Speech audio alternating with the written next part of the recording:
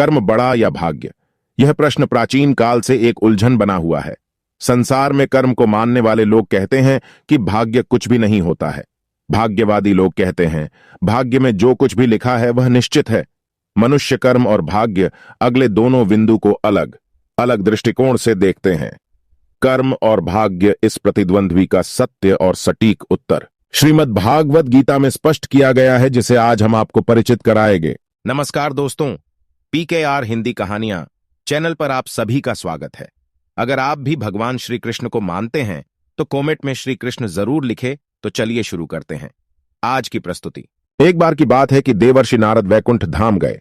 वहां उन्होंने भगवान विष्णु को प्रणाम किया और श्री हरि विष्णु भगवान से कहा, हे प्रभु, पृथ्वी पर अब आपका प्रभाव कम हो रहा है। धर्म की राह पर चलने वालों को कोई अच्छा फल नहीं मिल रहा और जो पाप कर रहे हैं उनका सब भला हो रहा है।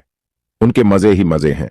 तब श्री हरि विष्णु भगवान ने कहा, ऐसा नहीं है नारद, जो भी हो रहा है सब नियति के कारण हो रहा है।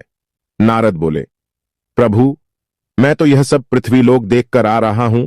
पापियों को अच्छा फल मिल रहा है और भला करने वाले, धर्म के रास्ते पर चलने वाले लोगों को बुरा फल मिल रहा है। श्री विष्णु भगवान ने कहा, नारद, कोई ऐसी घटना बताओ जो तुमने देखा हो। तब नारद जी ने कहा, अभी मैं पृथ्वी लोक के एक जंगल से आ रहा हूं। मैंने देखा कि वहां एक गाय दलदल में फंसी हुई थी। कोई उसे बचाने वाला नहीं था। तभी एक चोर उधर से गुजर रहा था। वह चोर गाय को फंसा हुआ देखकर भी रुका नहीं, बल्कि वह उस पर पैर रखकर दलदल लांघकर आगे निकल गया। आश्चर्य तो तब हुआ जब आगे जाकर उस चोर को सोने की मोहरों से भरी एक थैली मिली। थोड़ी देर बाद वहां से एक वृद्ध साधु गुजरा। उसने उस गाय को दलदल में फंसा देख उसको बचाने की पूरी कोशिश की। साधु ने अपने पूरे शरीर का जोर लगाकर उस गाय को बचा लिया, लेकिन मैंने देखा कि गाय को दलदल से निकालने के बाद वह साधु जब कुछ दूर आगे गया तो एक गड्ढे में गिर गया। हे प्रभु, अब आप ही बताइए, यह कौन सा न्याय है? देवर्षि नारद की पूरी बात सुनने के बाद श्री हरि बोले, यह तो सही ही हुआ नारद। जो चोर गाय पर पैर रखकर भाग गया था, उसकी किस्मत में तो पहले से ही एक खजाना था, लेकिन उसके इस पाप के कारण उसे केवल कुछ मोहरें ही मिली। परंतु प्रभु, नारद बोले, बेचारे उस साधु ने तो कोई पाप नहीं किया था, फिर उसे गड्ढे में गिरकर मृत्यु क्यों मिली?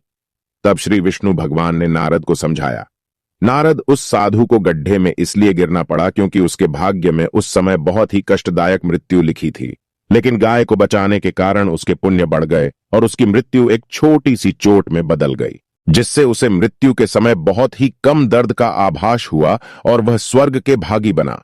अब नारद जी संतुष्ट थे, इसलिए इंसान के कर्म से उसका भाग्य तय होता है। इंसान को कर्म करते रहना चाहिए क्योंकि कर्म से भाग्य बदला जा सकता है। कर्म प्रधान विश्व रची राखा, जो जस करही सो तस फल चाखा। तुलसीदास जी कहते हैं कि यह विश्व कर्म प्रधान है। मनुष्य जैसा बोता है वैसा ही काटता है, यानी जैसे कर्म वह करता है उसे उनका वैसा ही फल मिल जाता है। यहां कोई भी हेरा फेरी नहीं होती। यह सीधा सा गणित है। अच्छे कर्म करने पर सुख समृद्धि मिलती है। इसके विपरीत बुरे कर्म करने पर दुख और परेशानियां ही मिलती हैं।